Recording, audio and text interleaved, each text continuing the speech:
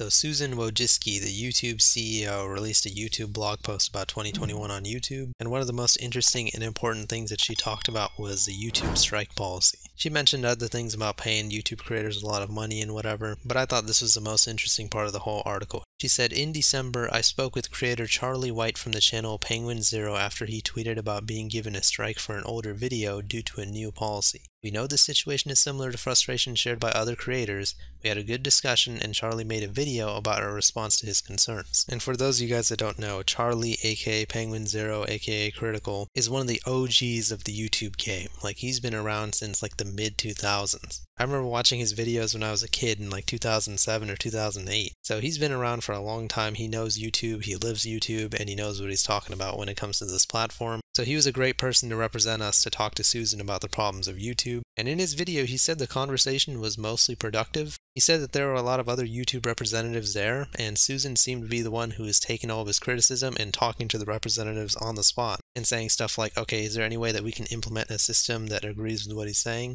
Some things like that. So he was basically saying that Susan seemed to be really thinking critically about his feedback and actually trying to change things on the spot, which was great to see. I mean, I remember talking about this when it actually happened. Not only was I surprised that Susan was so open to talking about the problems of YouTube, I was surprised that Susan talked to Charlie in the first place. Susan very, very rarely talks to YouTubers about YouTube, or even interacts with them in any way. I can only think of like a handful of YouTubers over the past however many years that she's been the CEO that she's actually talked to.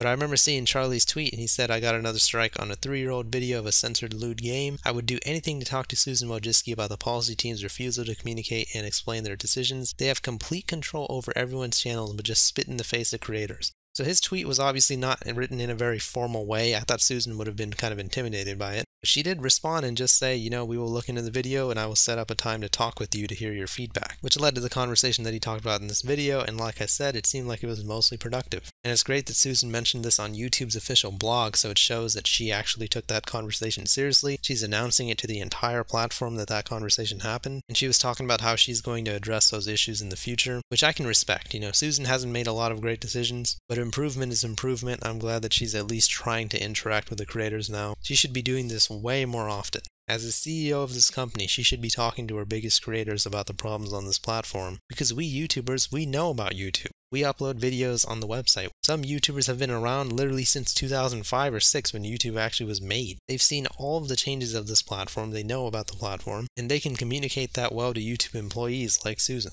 But that's just my thoughts on the situation. There are other things that she talked about in this article that I might make other videos on, but I felt like this was the main part that was pretty important. So let me know what you guys think about the situation. It seems like Susan is making the right steps towards making YouTube a better platform. Please leave a like on the video and subscribe for more. See ya.